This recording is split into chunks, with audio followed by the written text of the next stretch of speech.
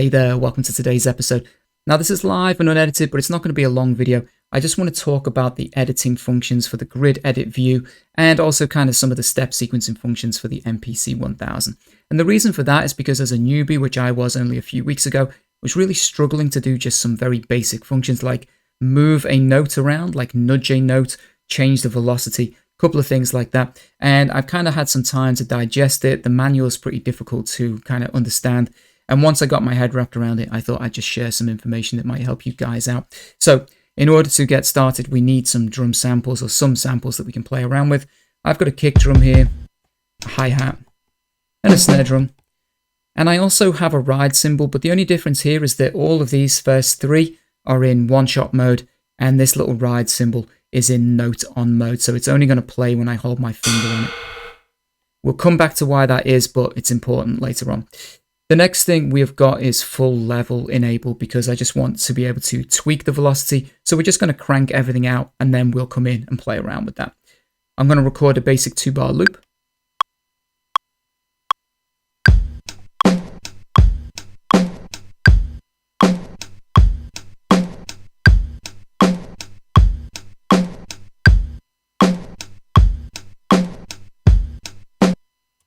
Nice and simple stuff, but it gives us something that we can play around with. We already have this little grid view at the beginning, which I really like about the JJOS. It's kind of nice that we can already see some, drum and MIDI information. But when we want to deep dive into that and we want to play around, we need to do mode and pad 15. That is going to take us into the grid editing view where we can see things in greater detail. Now, if yours looks a little bit different, it's probably to do with zooming. So we can do shift and we can zoom out where I can see both bars. Of course, we're working with 2 bars. If I had more, I can zoom all the way out and put multiple bars in here.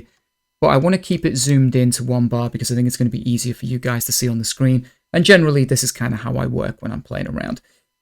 In the top left corner here, I can see that this is bar 1. If I needed to get to bar 2, I can use the bar buttons, skip over, and I'm now at bar 2, and I can skip back. One thing that you'll notice is that it's playing a drum sound as that's happening, and the reason for that is because if I press window, we have some grid options and step sound is turned to on.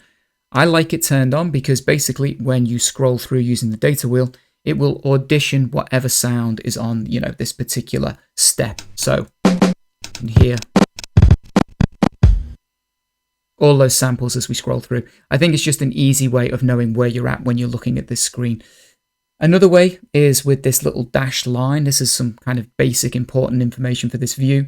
The dashed line shows you what is currently selected. So the hi-hats is currently what is selected here. If I choose the snares, you'll notice that dashed line drops down where the snares are. And if I use the kicks, it jumps up to where the kicks are. So keep that in mind.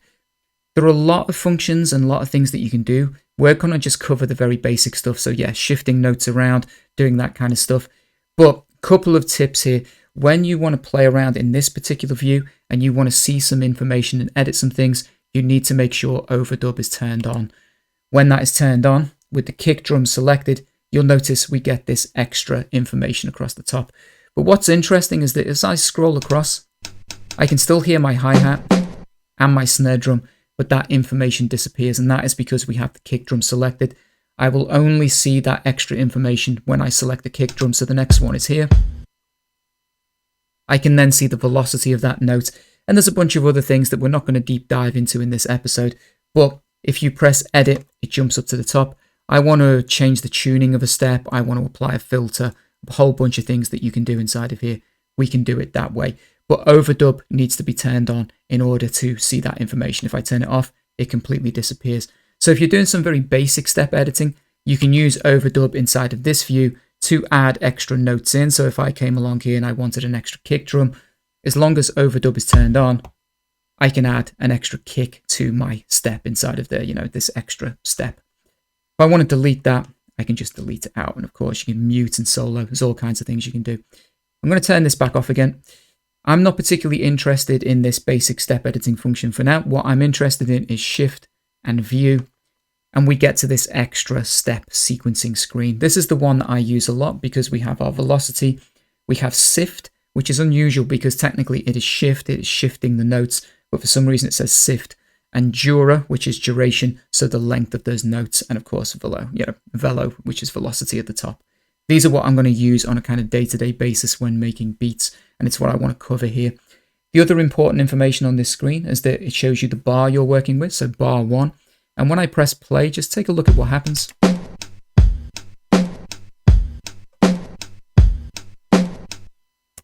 You will notice it doesn't automatically skip over to the next bar. So if I want to change something inside of bar 2, I need to use the bar buttons again here to navigate over and switch to my second bar. These look identical because they pretty much are for this drum loop, but that's what you get.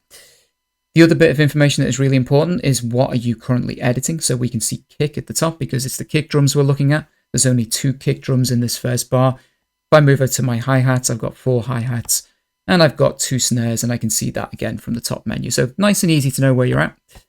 Stick with the kick drums for now. At the side, as we've discussed, velocity, shifting the notes and duration. And then the other things that we can do here is we can select multiple notes or individual notes. So using the arrow keys to navigate, I can get around. So the little square cursor here, or little oblong, is what is highlighted. So I want to highlight my first step, change the parameter for that. In this case, it would be velocity because that's what we have, highlighted here.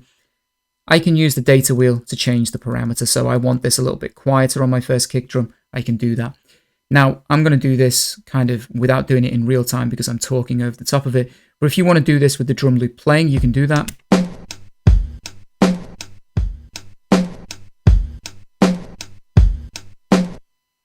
Hopefully you could hear the velocity change there as we come through. The other thing that we can do is we can select multiple notes at the same time. So I can select all, which is handy. And we'll come back to that in a second. But we can select all of the notes and change the parameters there. We can also change it by kind of division. So here, it's kind of every 4th note.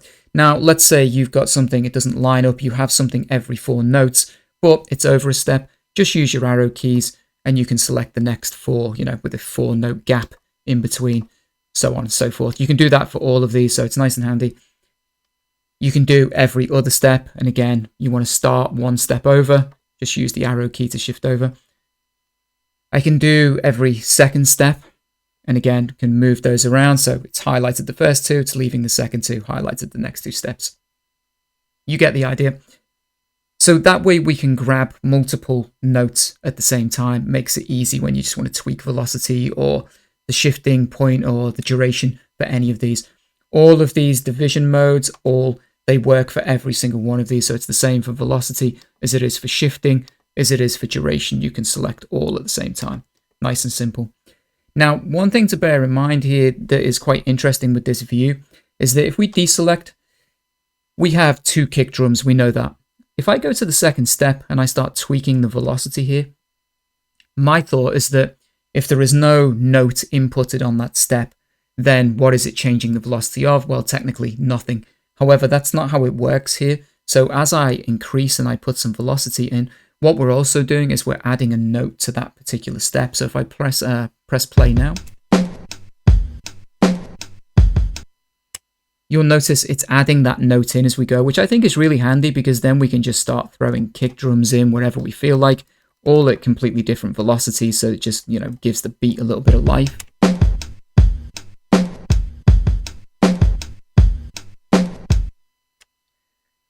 Now, the only thing you have to be, the only thing you have to be aware of at that point is that if I select all and then I start to change this note value, it will input a note on every single step. So in this case with the kick drums, that would sound pretty terrible because we'd have 16 kick drums all firing off at exactly the same velocity. So just keep that in mind.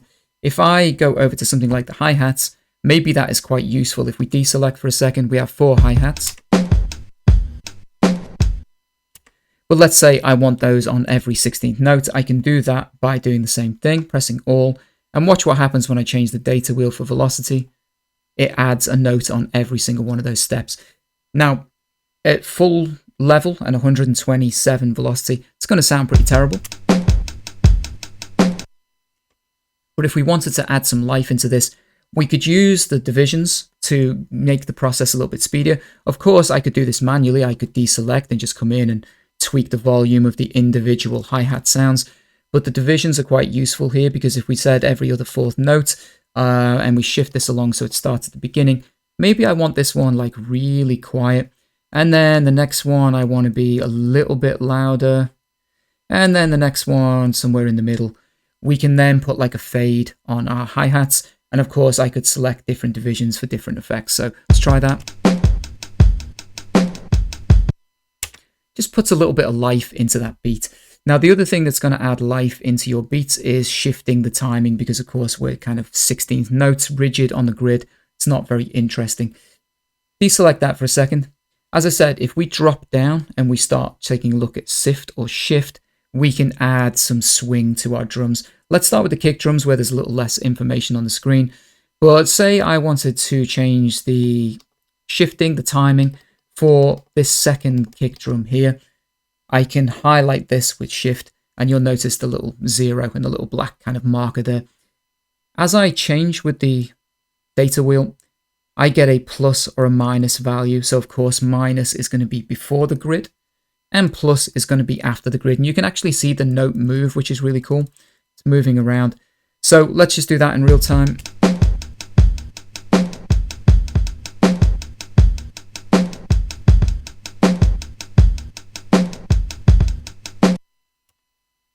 You can hear how that timing changed. So that's a good way to manually put some swing in and just shift notes around.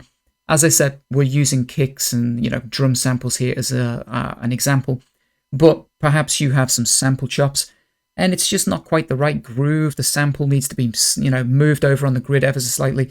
This is how I would do it. I would come into this menu and then I can move my slice around and just get it to fit nicely and do all of that kind of stuff. So that is, the basic two functions here for velocity and shifting notes. One last thing is we just go back to the hi-hats. We could select all of our hi-hats and we could do that. We could make all of these a little bit lazy. So perhaps I want to add +1, +2. And again, I'll trigger them in real time so you can hear the difference.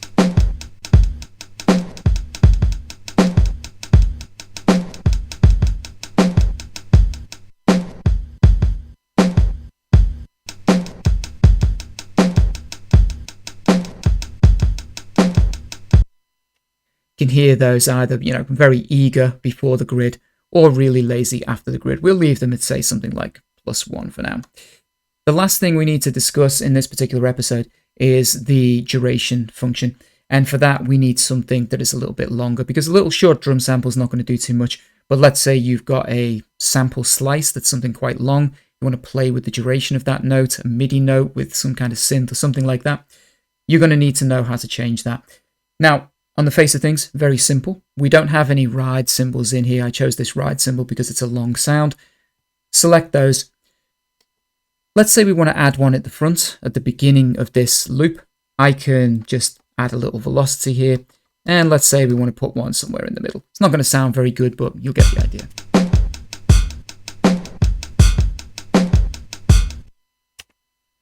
Now, we set this as a note on mode. If this was set to a one-shot mode, just like the other samples, it would trigger the entire ride symbol the entire way through. It would play that whole sample every single time. The reason it has to be a note on is because if you have it set as a one-shot, even if I change the duration here, so we've dropped down and we're tweaking the duration of this, it will make no difference to the sound if it's in one-shot mode. It has to be in note on mode in order to play with the length, change the duration of that particular note. So let's keep it like this. We'll make it really short. Let's increase it.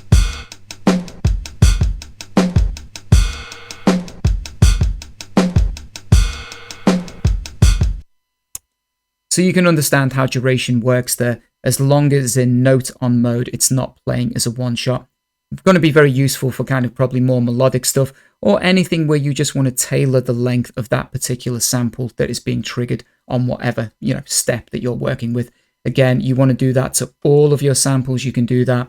You can use the divisions. You can do all of that good stuff. So anyway, that's about all that I want to cover in this particular episode. I just wanted to show you the basic functions of using the grid editing view, the step editing, some things to keep in mind, because the manual, it's a really good OS system, but the manual is just, it's not the easiest to decipher. So anyway, I hope it helps you out. I'll catch you guys in the next episode. Take care.